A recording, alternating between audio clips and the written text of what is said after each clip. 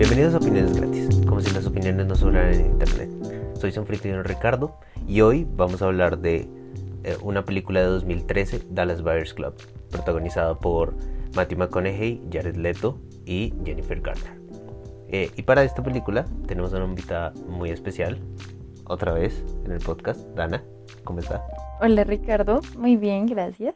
Bueno, vamos a hablar de esta película que es muy interesante. Eh, digamos, antes de entrar a la discusión, eh, construimos una reseña otra vez, ya es costumbre cuando tenemos en el podcast películas, hacer una reseña con spoilers para contextualizar un poco y después comenzamos con la discusión. Entonces me permito leer la reseña que construimos. Ron Woodruff, borracho, drogadicto, mujeriego y homofóbico, tras un accidente de trabajo como electricista despierta en un hospital. En plena crisis del SIDA de los 80s en los Estados Unidos, los doctores le indican que tienen VIH y que va a morir aproximadamente en 30 días. Incrédulo, decide seguir aprovechando estos días con más drogas, alcohol y mujeres. Sin embargo, conforme empeora su situación de salud, se va interesando más en el tema del VIH y se da cuenta de que, en efecto, se pudo haber contagiado teniendo sexo sin protección. Sus amigos comienzan a excluirlo de todas las actividades sociales porque piensan que es homosexual. Así, decide buscar distintos tratamientos y contactar a uno de los médicos que le dio el diagnóstico, la doctora Eve Sachs. Esta le dice que, a pesar de que los papers demuestran que algunos medicamentos generan mejoría en los pacientes, estos no están aprobados por la FDA y que solo existe el AZT, que está en pruebas experimentales en pacientes humanos. Al él no quedar entre los pacientes a quienes se les suministra esta droga experimental, decide comprarla de manera clandestina. Sin embargo, por su estilo de vida, resulta en el hospital otra vez, donde conoce a Ray, una mujer trans que también es paciente de SIDA. Si bien al comienzo no se llevan bien, se empieza a formar una amistad entre ambos. Un día, su dealer deja de suministrarle el AZT y le dice que vaya a México a buscar al Dr. Bass, que tiene un hospital clandestino para pacientes con SIDA. Al llegar allá, el Dr. Bass lo desintoxica y le advierte que el AZT es completamente nocivo y está destruyendo su sistema inmunológico. Le receta vitaminas con DDC y péptida T como una forma de paliar los efectos del VIH. Esta nueva receta funciona y Woodruff decide comenzar a traficar este cóctel a los Estados Unidos, teniendo en cuenta que estas drogas no han sido aprobadas por la FDA. Después de algunos problemas con las autoridades, logra comenzar un negocio vendiendo estas drogas. Sin embargo, su poca empatía y homofobia hace que deba acudir a Ray para que sirva de intermediario con otros posibles clientes. Pronto se da cuenta de que es mejor vender membresías que den drogas ilimitadas a los pacientes en vez de las drogas como tal, teniendo en cuenta que las drogas son ilegales. Este nuevo club se convierte en uno de los más famosos del país y mucha gente comienza a comprar las membresías. Mientras tanto, la FDA comienza a sospechar y decide confiscar sus medicamentos. De esta manera, debe empezar a buscar otros medicamentos similares en Holanda, Japón y otros países. La FDA se da cuenta de esto y decide poner aún más trabas y controles estrictos al suministro de los medicamentos. Este conflicto termina en la corte, en donde se declara que el suministro de estas drogas no aprobadas es, en efecto, ilegal. Woodruff, vencido, vuelve a su vida normal y alcanza a vivir 7 años más. Fin de la película. Bueno, después de esta reseña, también quiero decir que esta película está basada en hechos reales y creo que está basada en un libro, pero yo no me he leído el libro y no Yo sé si... tampoco. Bueno, listo. Entonces no vamos a remitirnos en ningún momento al libro. Muy poco yo he averiguado sobre la vida real, entonces solo nos vamos a concentrar en el tema de la película y un poco el contexto de fondo, por supuesto, que es importante. Entonces, quiero pasar, Dana, al primer tema y es lo que siempre hacemos con las películas. Cuénteme qué le pareció la primera vez que lo vio y ahora que lo vuelve a ver, qué le gustó, qué no le gustó. Bueno, yo debo aceptar que la primera vez que la vi, bueno, esperaba que fuera como una película que le permitiera a uno como tener esa conexión con el personaje principal y que iba a ser como, la verdad, el típico drama de una persona que sufre de VIH y lo que esas implicaciones tienen en su vida y como la forma en la que la lleva, ¿no? Creo que esa era como la idea que le transmitían a uno con el tráiler, la cosa, bla, bla, bla.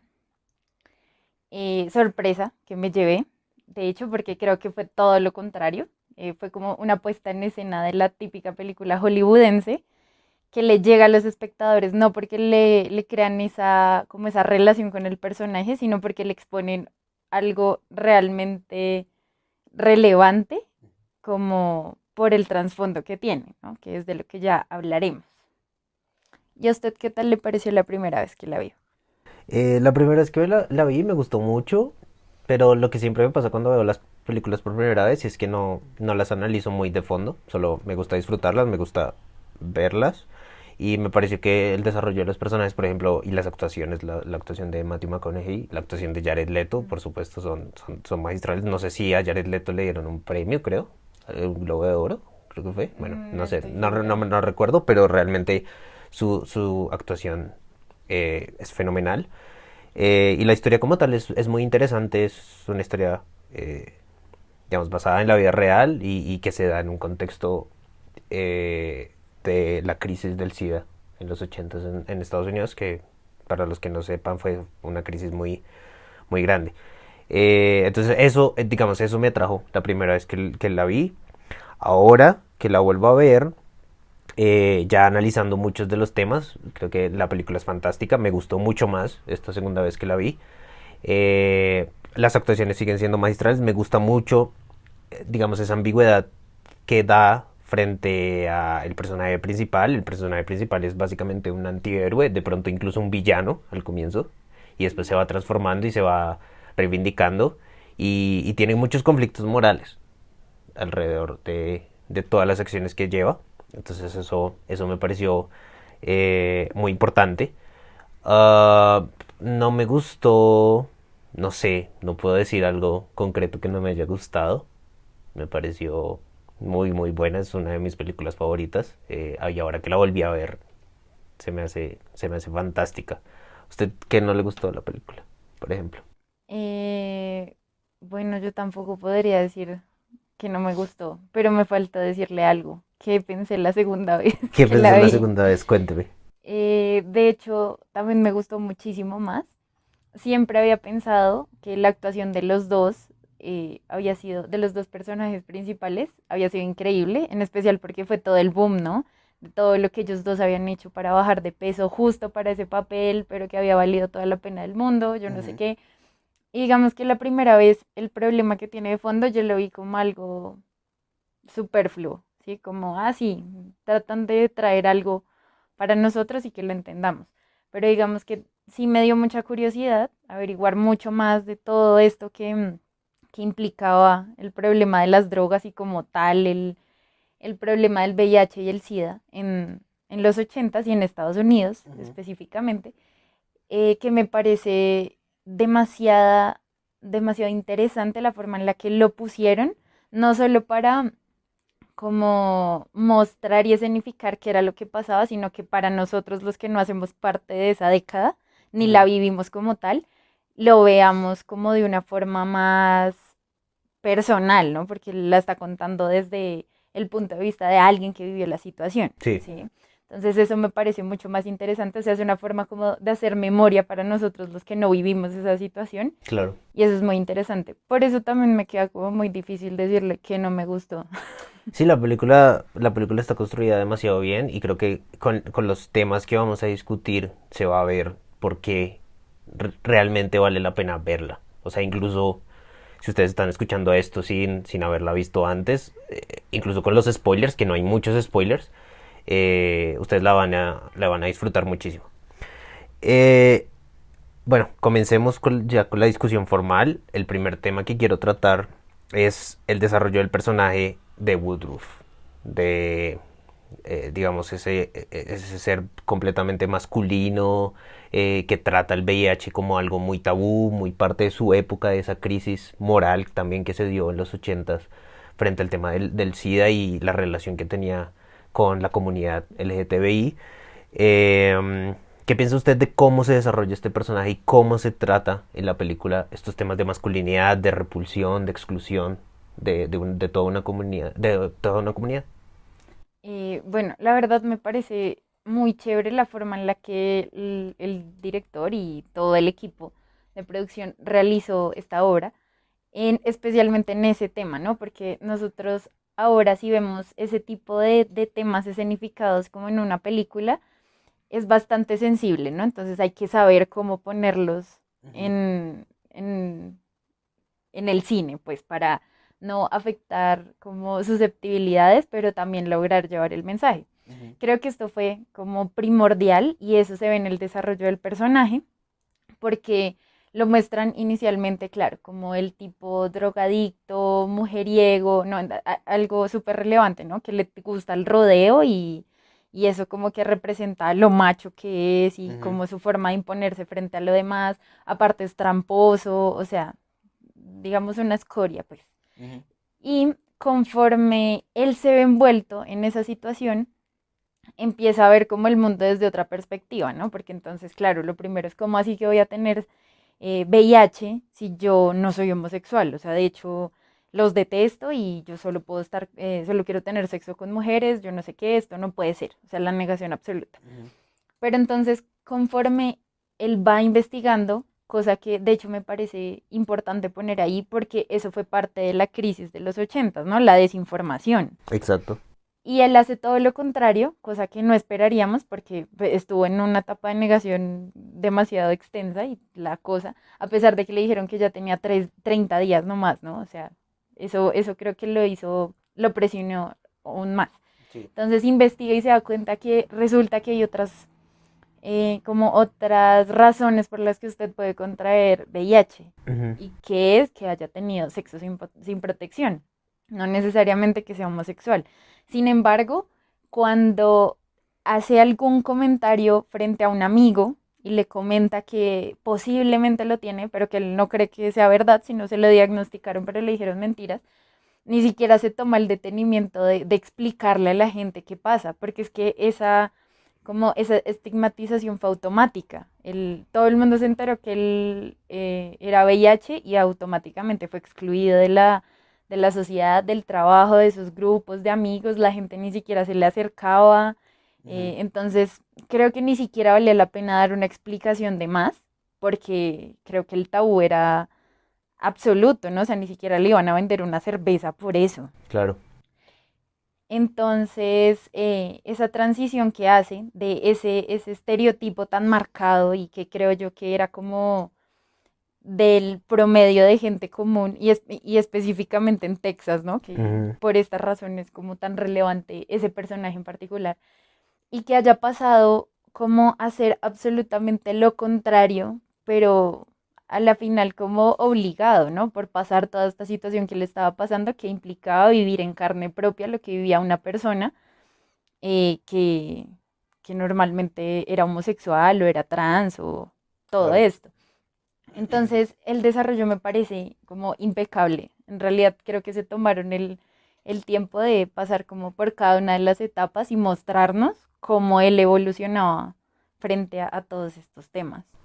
Sí, sí, estoy de acuerdo y quiero destacar es que también la evolución de ese personaje es muy sutil. O sea, no es que de repente él llega con un momento de eh, de La revelación, revelación. de epifanía, en donde, sí, él se da cuenta de que debe respetar a los homosexuales. No, el personaje es muy sutil, el personaje va avanzando conforme la vida lo va llevando. Y si bien, claro, él averigua después del SIDA y claro, tal, pero él sigue siendo homofóbico, sigue tratando mal a las personas trans, pero después se da cuenta, no, no, no, es que son mis amigos, también tienen una vida, o sea, como así, e incluso llega un punto que ya es como el punto definitivo en donde su antiguo amigo está insultando a Rey y se rehúsa a darle la mano y él lo obliga a darle la mano. Creo que ese ya es el punto definitivo en donde el personaje cambia completamente, pero usted ve un poco la transición entre las otras etapas.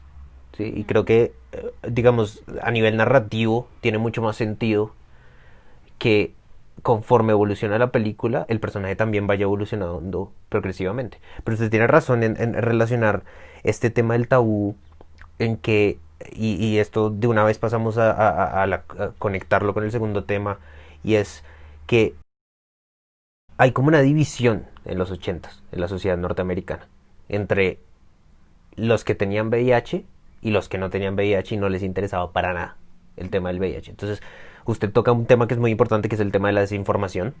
Y es que no se sabía muy bien cómo se contagiaba, no se sabía por qué daba solo a los homosexuales en principio.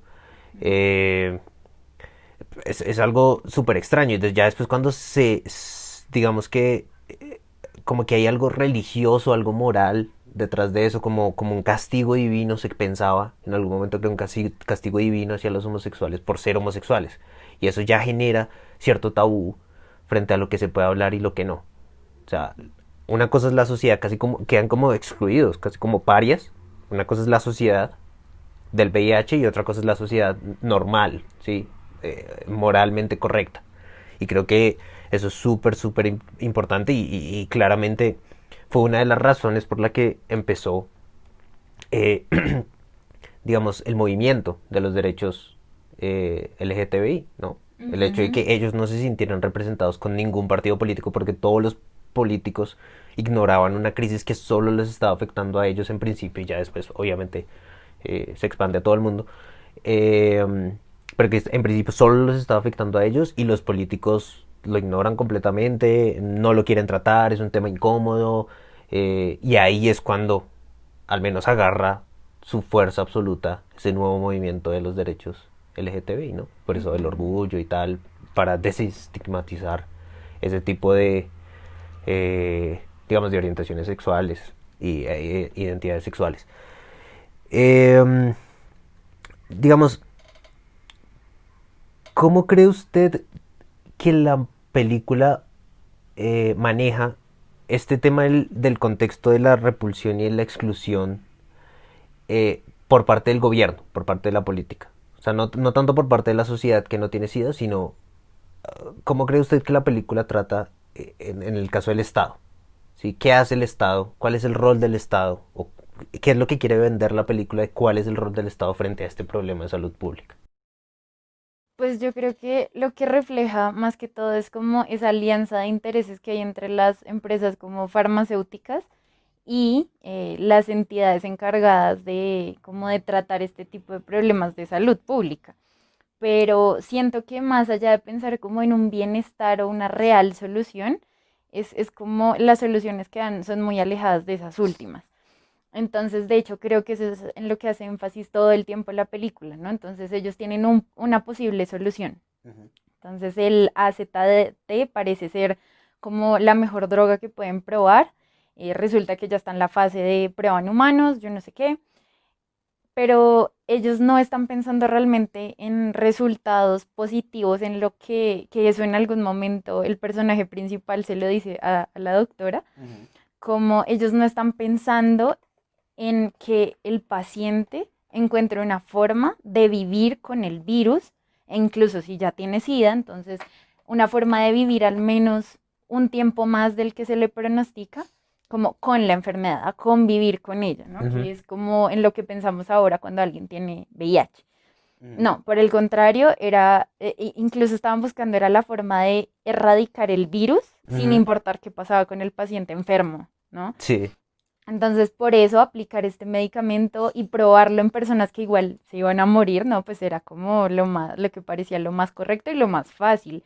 Pero entonces ahí es donde empezamos a ver el problema desde una perspectiva más personal, ¿no? Uh-huh. Resulta que el man, él tiene mucho miedo a morir. Y entonces, ¿qué es lo que hace? Empezar a buscar todas las opciones que encuentre para poder sobrevivir, ¿no? Para Uh-huh. mantenerse. Un día ya es un regalo, es ganancia, ¿no? Entonces, entre más pueda, pues, entre más algo le represente como esa ganancia, él lo busca, lo prueba, lo intenta. Uh-huh. Entonces creo que esto es donde, claro, él llegó al medicamento a a AZT, Uh-huh. solo porque era lo único que él conocía como que servía. El resto de medicamentos él solo los mencionaba como que en otros países los usaban, pero obviamente no los podía considerar porque en Estados Unidos no estaban aprobados, ni permitidos, ni en prueba, ni en nada y lo probó y fue víctima de los efectos secundarios que eso tenía, ¿no? Que fue Uh-huh. una intoxicación tremenda y que se enteró fue hasta que llegó donde el otro doctor en México. Uh-huh. Y entonces, siento que ahí él sí empieza a ver la situación desde una perspectiva distinta, porque entonces ya no solo fue, bueno, más allá de que también él lo hizo un negocio y no fue muy altruista que digamos al comienzo, sino Ujú, él quería realmente tener plata a partir de eso, pero él sí se volvió como todo un científico empírico, claro. probando en su propio cuerpo y era lo que él decía, yo primero lo pruebo en mí, reconozco que tiene efectos positivos y ahí sí se lo empiezo a dar a otra gente. Ujú, O sea, e incluso eso es mejor que el hecho de que les lleven como un suministro controlado por parte de las entidades del Estado que realmente deberían preocuparse por eso. claro. Entonces, es como ver esa visión paralela de Ujú, lo que ve el Estado y la forma en la que está como actuando e invirtiendo en esas cosas ujú, desde su perspectiva Estado, que los intereses realmente no son como preocuparse por el bienestar de las personas y en este caso no era mantenerlas vivas, ujú, sino más bien vemos qué podemos hacer como a nivel general y ya, y más, si es una empresa farmacéutica que está ganando un montón de plata por hacer esas pruebas. Ah, y claro, ese fue uno de los comentarios en alguna de las reuniones, ¿no? Como depende de la cantidad de pacientes que usted como doctor me traiga, usted va a ganar un porcentaje, claro. ¿no? Entonces todo se vuelve como más ese interés económico y una situación súper compleja al día de hoy también con la industria farmacéutica, ¿no? Pero entonces él, por eso es que llega como el antihéroe, ¿no? Ujú, Entonces, otra vez, como en la película anterior, él está en la posición de ir contra el sistema y acabar con todo esto, pero en esta ocasión es porque el man ya no tiene nada que perder. Entonces, todo lo que él puede encontrar como positivo para seguirse manteniendo vivo es bueno y necesario, ujú, y por qué no pasárselo a la gente a cambio de algo de dinero que me puede servir también a mí. sí. Entonces, y más como la forma en la que se va desarrollando, ¿no? Cuando se dan cuenta que él está haciendo eso, entonces, ¿cuál es la solución? Creo yo que una solución pues razonable, pensando en el bienestar de los pacientes, sería, ah, bueno, si este man está probando ese medicamento, ¿por qué no intentamos cómo hacerle las pruebas, los protocolos para implementarlo dentro de como los medicamentos aprobados? O sea, Ujú, eso no es una opción. claro. Porque ¿qué es lo que hay que hacer? Decomisar todo para ver si deja de venderlas y deja de quitarnos los pacientes. Entonces creo que esa forma en la que lo hacen y a pesar de ser como tan hollywoodense, me gusta muchísimo porque nos ponen como en evidencia todo eso y ni siquiera es necesario como hacer todo un análisis súper profundo de la película, sino a medida que uno ve cómo avanzando la historia, Ujú, se va dando cuenta de todas esas cosas como o sea, un espectador normal, común y corriente, sin tener conocimiento como adicional claro. a eso. Sí, sí, sí, estoy de acuerdo y usted toca un punto que me parece importante tocar y es que parece que el Estado, de alguna manera, si no está en colusión con las farmacéuticas, al menos si actúa de manera demasiado negligente frente a otro tipo de alternativas a ZT. Como usted decía, no es opción empezar a investigar realmente los efectos de las otras medicinas que trae Woodruff, sino no, decomisamos todo y solo AZT, a pesar de que el AZT en muchos papers te dice como que no hace lo que debería hacer, destruye el sistema inmunológico y en la película muestran eso. Entonces a mí me parece interesante cómo la película muestra que la inacción del Estado genera de alguna manera ciertas injusticias, o sea, como que el Estado no puede hacer mucho si es que no puede hacer mucho o no quiere hacer mucho frente a los intereses de las farmacéuticas, que es algo que todavía vemos, por supuesto. Ujú. Y usted ve, por ejemplo, aquí el tema de la inacción frente al tema del COVID, ¿no? O sea, hay como cierto debate frente a, bueno, qué tan rápido tenemos que desarrollar el tema de la vacuna, qué tantas pruebas tenemos que hacer en seres humanos, qué tan segura tiene que ser, ¿no? Y en la crisis del VIH creo que se ve como más, aún más patente, porque son enfermos terminales, ¿no? O sea, ellos ya, sea como sea, van a morir. Entonces existe el otro debate de debemos priorizar el tema de la cura, que era lo que hacía el Estado y hacían las farmacéuticas, o priorizar más bien el tema de paliar los efectos del virus. Entonces a mí eso, digamos, el tema de cómo se relacionan las farmacéuticas con el Estado, a mí se me hace extremadamente importante.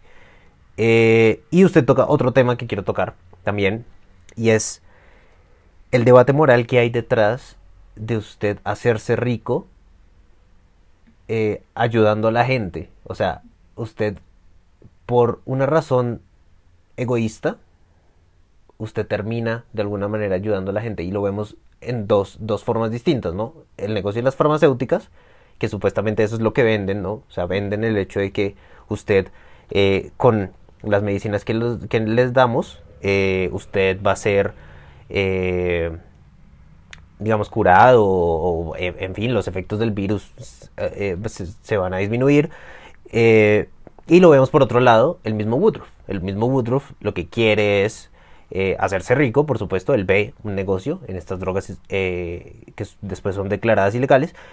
Eh, pero termina ayudando realmente a los pacientes. Entonces, ¿usted qué piensa de este debate ético en la sociedad moderna? O sea, ¿cómo piensa usted que debe aproximarse este debate? Bueno, esa pregunta es complicada. Y más porque siempre pensamos en que cuando no estamos de acuerdo con el Estado y somos antisistema, entonces es por el hecho de ayudar, ¿no? Pero siento yo que la película refleja al comienzo algo distinto y de hecho hay una ruptura en el momento en el que muere Rey, por ejemplo, Ujú. que ahí sí dice, no importa, no importa si la plata no le alcanza, vamos a mirar cómo hacemos, Sí. pero que a todo el mundo le llegue, o sea, entre más podamos, tal. Pero siento que en principio es como muy poca la cantidad de seres humanos que realmente piensan solo vamos a ayudar. O sea, siento que Ujú. siempre hay un interés de por medio, porque por supuesto, o sea, nosotros no podemos dejar de hacer parte del sistema y no podemos vivir de comer aire y ya, Ujú. porque hacemos parte del sistema económico, necesitamos consumir, al menos lo necesario, ya es consumir, e incluso si quisiéramos hacer el bien, siempre necesitamos tener algún tipo de ganancia para poder ahondar y aventurarnos en ese mundo, Ujú. ¿sí? Y eso es lo que muestra él, porque por supuesto él se quedó sin trabajo y por eso necesita una forma de generar ingresos, ¿no? Y esto, pues él dijo, pues va a ser un buen negocio porque eso no, nadie tiene ni idea de todo lo que está pasando, ¿no? Ujú.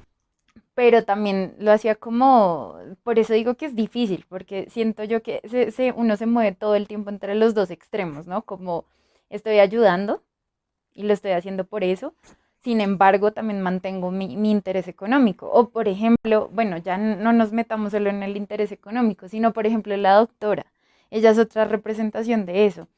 Ella hacía parte del sistema de salud, por Ujú. supuesto muchas personas siempre dicen, motivan el hecho de que se hayan dedicado a cierta profesión en que quieren ayudar a la gente, a la humanidad, cambiar el mundo. Sí. Probablemente es el pensamiento que todos tenemos hasta cierta edad, hasta en cierta etapa de nuestra vida.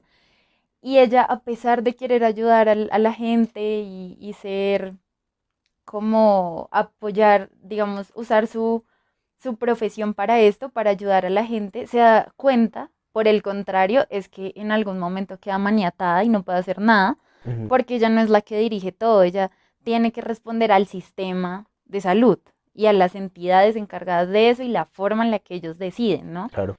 Entonces, y en ese momento nos damos cuenta cómo pasa al otro lado, ¿no? Entonces ella terminó ayudando a Woodruff, pero por supuesto también tenía que haber algo de más porque ella se quedó sin trabajo, sin, creo que no quedó sin licencia, pero digamos es algo que vemos en el ejemplo del otro médico. Claro. Entonces me parece como súper complejo y la verdad decir que uno se puede parar en alguno de los dos extremos radicalmente es como imposible en la forma en la que funciona la sociedad.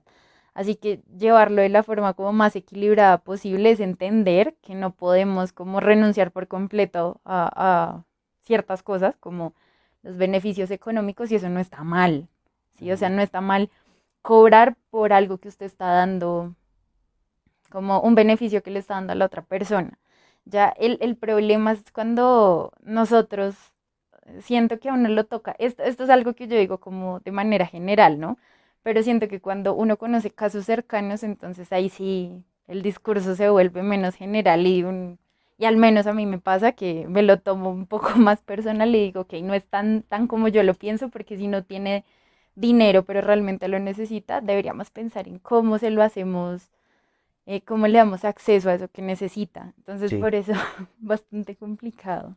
Sí, sí, y creo que igual hay actos de altruismo que le muestran a Woodruff que de pronto el dinero no lo es todo al final, ¿no? Que le regala la casa, por ejemplo, uno de los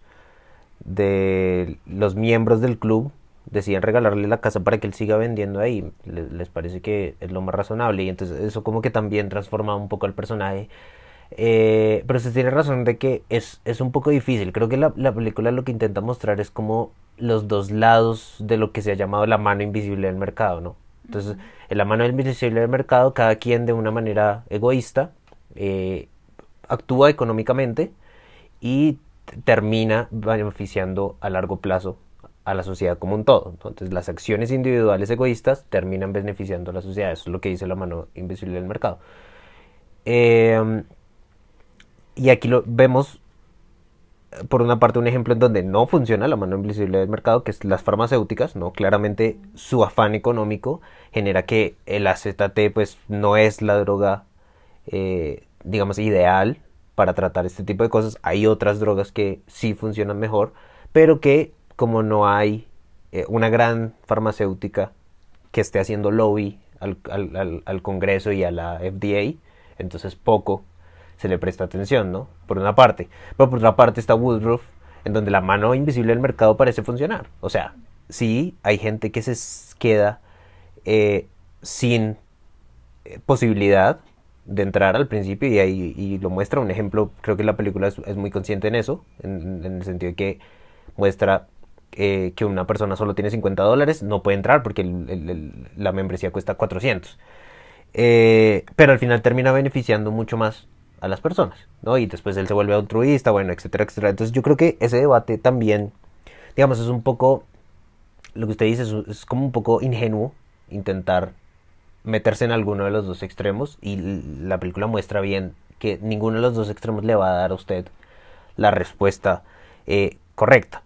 Ahora, hay otro debate que también toca esta película y es las pruebas experimentales en humanos, ¿no? El hecho de que parece que usted está sacrificando unos pocos seres humanos para un servicio mayor a la sociedad, casi como utilitarista, ¿no? Como el debate del tranvía y el dilema del tranvía y todo eso, o sea, donde usted sacrifica a una persona para salvar a cinco.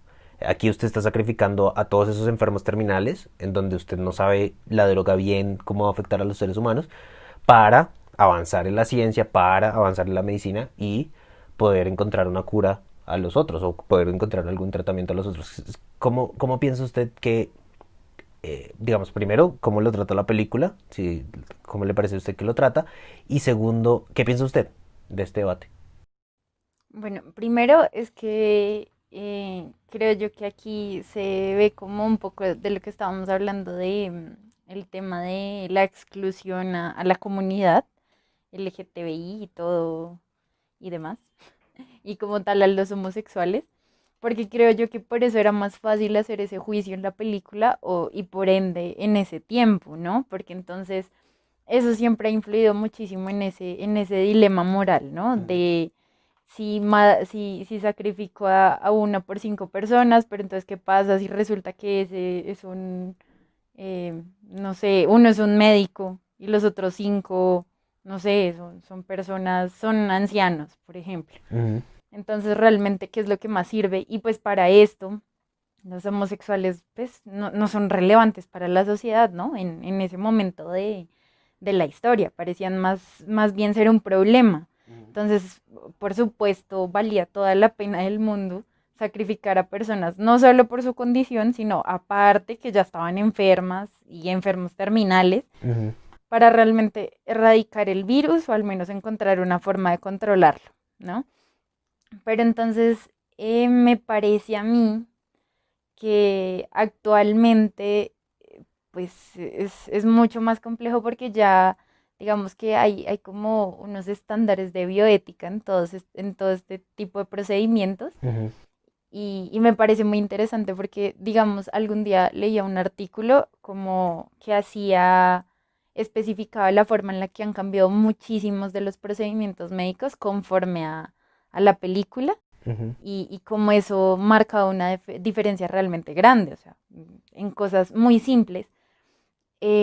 Entonces, me parece que esa forma como tan indiscriminada en la que escogían pacientes para probarlo, ujú, al menos actualmente al- lo digo yo como una persona que no está como en contacto directo con ese tipo de procedimientos y es lo que yo creo que está pasando. Me parece que en este momento no es aceptable hacer ese tipo de selección como tan al azar, ¿no? Entonces, por eso ahora hablamos de que hay pacientes voluntarios, ujú, que eso lo estamos viendo mucho en el tema de la prueba de la vacuna para el COVID-19. Es como, vamos a hacer una lista donde las personas deben como reunir ciertos requisitos, pero deben ser voluntarios, ujú. ¿no? Y eso representa como, creo yo, que como tal la prueba en humanos siempre va a ser un dilema realmente difícil de solucionar, pero por eso se deben encontrar como las herramientas más como acordes o al menos que generen un poco más de consenso entre las personas y no digan, sí, es que están afectando como todo lo que están haciendo. Porque de hecho eso se nota, lo que le digo, en algo muy simple, como que por ejemplo cuando él llegó al hospital, él automáticamente le tomaron unos exámenes, vieron que algo no estaba funcionando bien y automáticamente le hicieron la prueba de sangre de VIH, ¿no? Ujú. En este momento eso sería inaceptable que a usted se lo pasaran, porque entonces, ¿qué existe ahora? El consentimiento informado, ¿no? Sí, ok. Y entonces creo yo que eso también hace parte como del bienestar general. O sea, ellos vieron algo extraño y dijeron, esto puede ser peligroso. Porque yo no creo que haya sido solo por decir, usted tiene que empezar a cuidarse, tiene que empezar a hacer algo. Es porque es importante detectar quiénes lo tienen y quiénes no. Ujú. Pero, ¿qué era lo que me quería decir frente a eso?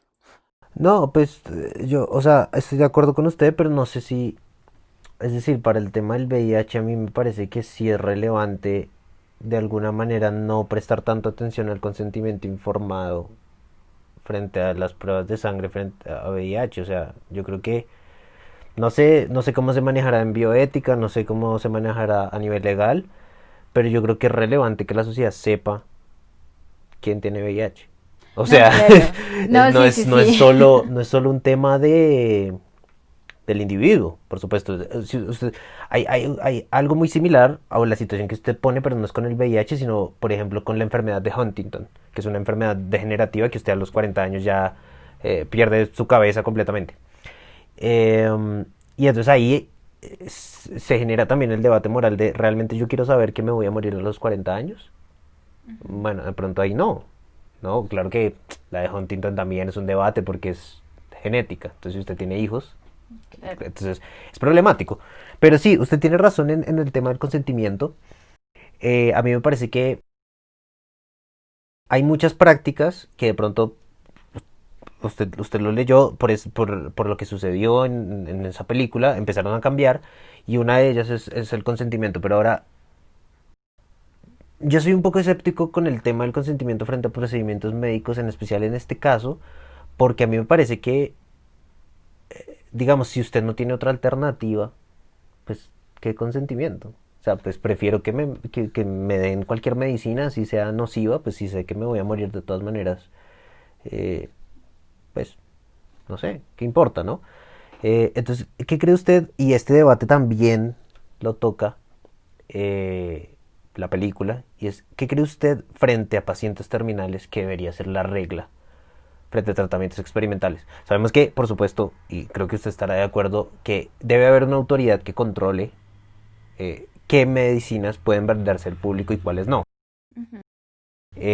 Pero frente a pacientes terminales, ¿debería cambiarse esta regla? O sea, dejar de ser tan estrictos. La verdad, yo creo que sí. que como nosotros vemos en el personaje, que es como tan claro, tan específico, pues una persona cuando es un paciente terminal, en realidad que no tiene mucho que perder, lo que busca es como una forma de sobrevivir, Ujú. de durar un poco más en el mundo. Entonces, yo creo que sí, sí hay personas que incluso en el momento en el que son como diagnosticadas como pacientes terminales, deciden todo lo contrario, como, ok, ya me voy a resignar a que me voy a morir, entonces, que era lo que mostraban en la película, ¿no? Entonces, los grupos de ayuda, cómo saber llevar ese proceso en la transición hasta la muerte. Hay personas que por decisión propia lo hacen, pero siento yo que asimismo, como hay otras que deciden no hacerlo y deciden seguir intentando, lo mínimo que podría hacer el Estado es darles la oportunidad de que lo sigan haciendo. Ujú. No sé si sería como importante tener también estándares, obviamente nada estrictos, para saber qué cosas y qué medicamentos o qué, como, sí, medicamentos alternativos pueden usar, porque obviamente usted sabe que ahora ya el problema no es la falta de información, sino la sobrecarga de Ujú. información. Entonces a usted le pueden decir que cualquier cosa le sirve, y resulta que eso lo mata automáticamente, Claro, como el Clorox. por ejemplo. Entonces creo que también es relevante hacer cierto tipo de control porque como los tiempos lo ameritan, pero que al menos sí le brinden la oportunidad de experimentar con algo más, y además porque conscientemente lo está haciendo, no es que alguien esté influyendo en, vea, pues usted ya que es paciente terminal debería servirnos para probar si esto sirve o no, sino Ujú. creo yo que es como lo poco que se puede hacer como por una persona que está en esa situación. Sí, y la película, esto me gusta también de la película y es que la película es como desoladora al final. O sea, al final Woodruff pierde. O sea, al Ujú. final lo que se decide jurídicamente es no, para pacientes experimentales, perdón, para pacientes terminales, no debe haber ningún tipo de, eh, digamos, un estándar diferente frente a estos medicamentos experimentales. O sea, si no han pasado, si no han sido aprobados, lo siento, y así Ujú. usted sea terminal, no puede acceder a ellos, son ilegales. Esto creo que ya ha cambiado, ¿no? Al menos aquí en Colombia, bueno, yo había leído hace mucho una decisión de la Corte Constitucional en donde permitían como ciertas experimentaciones, como cierto, como más flexibilidad, ¿no? Pero bueno, en fin, no me voy a meter en eso porque tampoco sé. Eh, pero sí, creo que, digamos, lo que queríamos destacar con este podcast frente a estos debates es que la película también ve las dificultades de dar una respuesta. O sea, cada vez que usted da una respuesta a este debate, algo puede salir mal. Entonces, Ujú. por ejemplo, si usted da la respuesta de no, no se da pruebas a seres humanos porque eso afecta a la dignidad, bueno, y entonces se murieron, ¿no? Porque nunca, Mm. nunca avanzó la ciencia, pero si sí se da, entonces usted está matando básicamente a ciertas personas para El beneficio. favorecer a la mayoría. Y por otra parte, eh, bueno, está bien que se mantenga el derecho y no se dé, digamos, porque también el Estado quiere mantener cierta integridad frente a los medicamentos que se aprueban o no. O sea, también sería peligroso que los pacientes se estuvieran constantemente sometidos a tratamientos experimentales.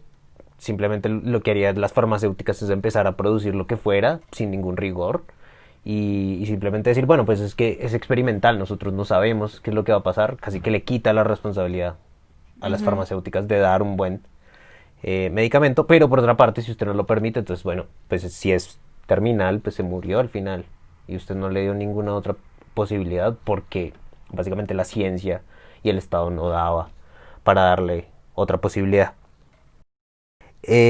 Digamos que esto me lleva a uno de los últimos temas y es, me parece muy interesante y no sé qué piensa usted de la forma en que la película muestra la perspectiva de los diferentes sistemas que intentan coordinarse para un problema que afecta a todos y no lo logra, ¿no? Entonces, por ejemplo, la moral lo ve como un tema de estos son los malos.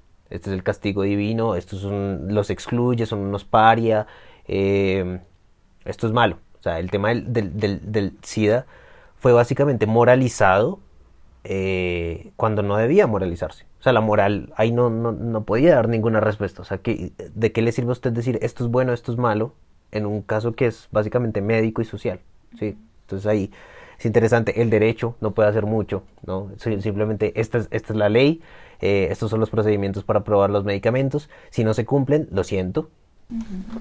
Y frente al derecho hay algo que es muy interesante y es que cuando Matthew McConaughey le dice a los de la FDA cuando le están confiscando, es que usted está matando gente. Él dice, si usted considera que estos medicamentos los va a salvar, haga el procedimiento, ¿sí? Póngalos a usted a las pruebas y si pasan las pruebas, pues queda aprobado. Entonces ahí como que casi que se ve completamente cómo el derecho es casi inefectivo en la sociedad moderna para solucionar los problemas que pretende solucionar, ¿no? Ujú. Por otra parte, la política, ¿no? La política casi que no puede hacer nada, o sea, Peor aún.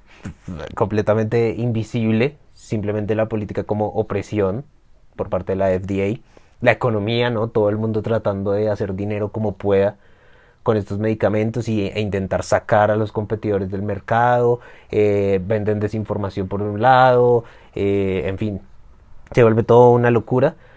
La misma ciencia se ve afectada, ¿no? Por, Ujú. digamos, los papers son contradictorios frente a los efectos que tiene. Y por último, por supuesto, el sistema de la salud. El sistema de salud creo que es el que más se ve golpeado ahí porque ¿cómo así usted va al sistema de salud para que lo curen y el sistema de salud no puede decir nada frente a eso? Entonces usted cómo ve este problema de la coordinación, no tanto en términos de contenido, sino cómo la película lo vende. ¿Qué le parece a usted?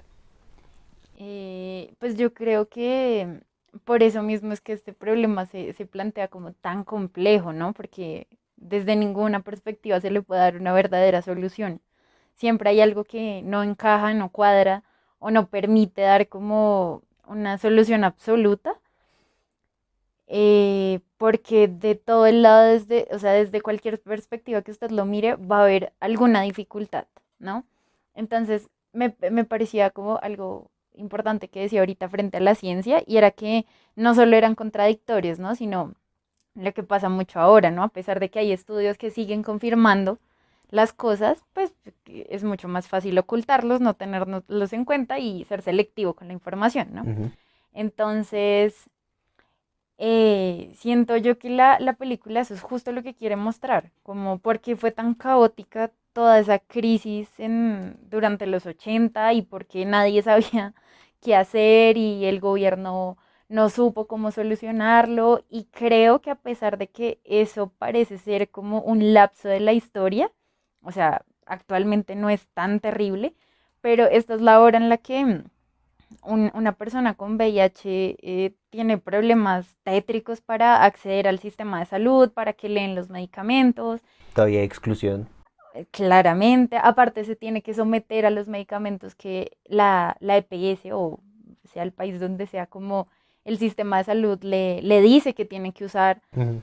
em, y pues es como muy difícil ponerse en ese rol de ser antihéroe y volverse científico empírico y tener acceso a todos los estudios y Claro. así conseguir los medicamentos, ¿no? Porque actualmente, si antes habían barreras, ahora son mucho peores, ¿no? O sea, Ujú. usted, digamos, me parecía muy chistoso como el man decía que esa iba a ser su dosis de 90 días, ¿no? Que él tomaba 22 pastillas al día. Claro, O sea, ni porque usted dijera eso ahora en la oficina de aduana se lo creerían. claro, claro. Entonces, esos controles, siento yo que el intento de regular, ya sea por parte de la política, por parte del derecho, cada vez se refuerza más lo ineficientes que pueden ser, ¿no? Porque siempre va a seguir siendo como un problema tan complejo. Digamos que ha cambiado un poco el tema de la estigmatización, ¿no? Porque ya sabemos que no solo se contrae de esa forma, ya hay un poco más de información,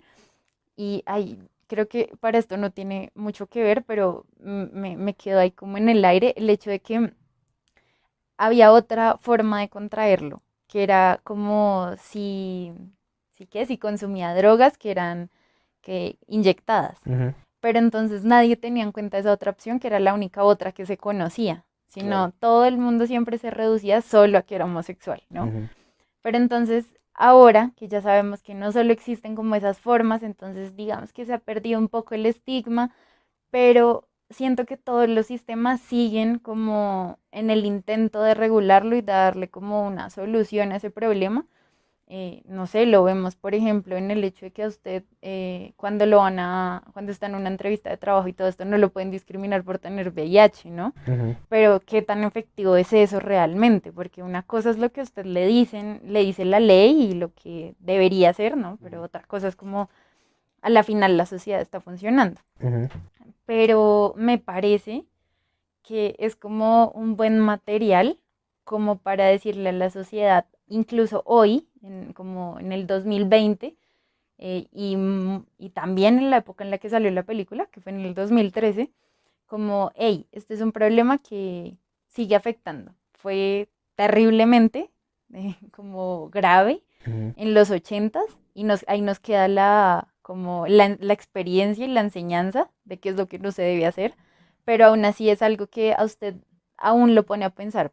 Por alguna razón estamos discutiendo esto al día de hoy, ¿no? Claro, Entonces, me parece es como increíble esa falta de coordinación y lo difícil que sigue siendo encontrarla. sí. No, y que frente a otros problemas también está el caso de la crisis de los opiáceos en los Estados Unidos, que básicamente las farmacéuticas por vender opiáceos como fuera heroína, morfina, básicamente casi que inventaban pacientes, inventaban población para darles y volverlos adictos y después que volvieran a comprar. Entonces el problema de coordinación todavía sigue frente a este tema de del negocio de las farmacéuticas. Eh, ¿Algo más que quiera agregar a este podcast? Pues debo decir que frente a la película, más allá de toda la historia que tiene detrás y lo muy bien hecha que está y como el gran impacto que logró, eh, me parece que la actuación de todos los personajes es como impecable y es perfecta para lo que quería lograr la película y eso influyó muchísimo en el éxito que tuvo. Ujú. Siento que cada uno de los personajes se empeñó en como representar eso que tenía que representar y eso fue parte del éxito que logró la película. Sí, sí, estoy de acuerdo. La película es realmente buena y creo que como vende la historia, en especial porque otra vez, volvemos otra vez, es una película de Hollywood. O sea, sabe vender, sabe entretener, sabe usted mantenerlo a la expectativa de qué es lo que va a pasar, pero, y por eso es que la trajimos al podcast esta semana, es muy profunda en su mensaje. O sea, tiene un montón de cosas que son muy sutiles, tiene un montón de cosas que realmente vale la pena analizar y creo que eso es.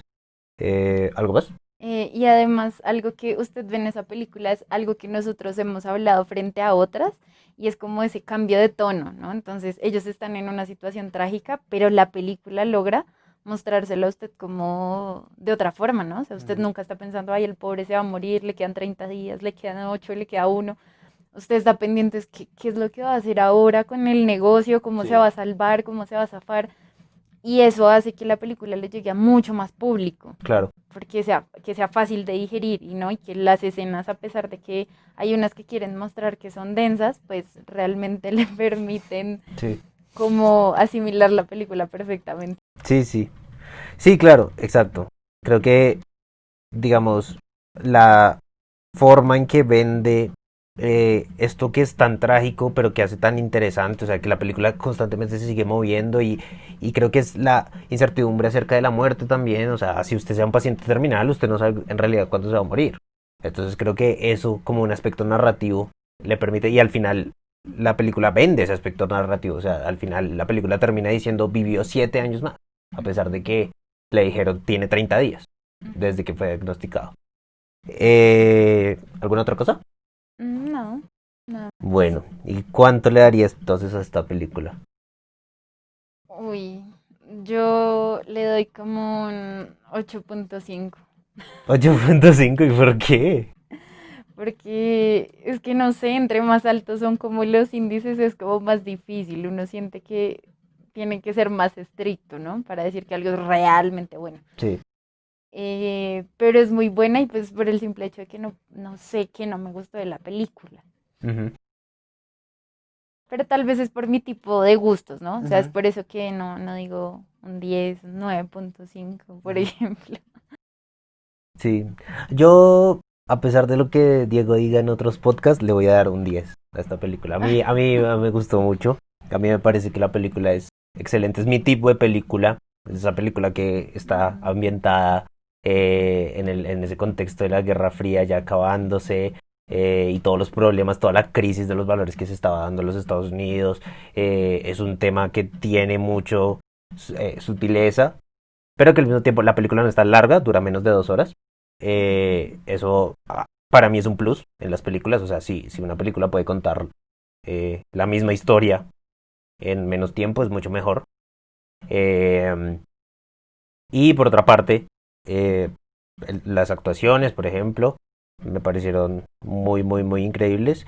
Y la película nunca es aburrida, o sea, la película no es lenta tampoco. O sea, la película va a su ritmo y va y avanza y todo evoluciona y por eso me gusta mucho. Eh, y ya, listo. Esto fue entonces nuestra opinión gratis sobre Dallas Buyers Club, película del 2013. Muchas gracias, Dana, por volver al podcast para otra película que se me hace muy interesante discutir con usted. Y me alegra que haya estado acá. De pronto, en algún momento, pueda tratar un tema especializado o algún otro tema o otra película también, pues por supuesto, que nos encanta hablar de películas.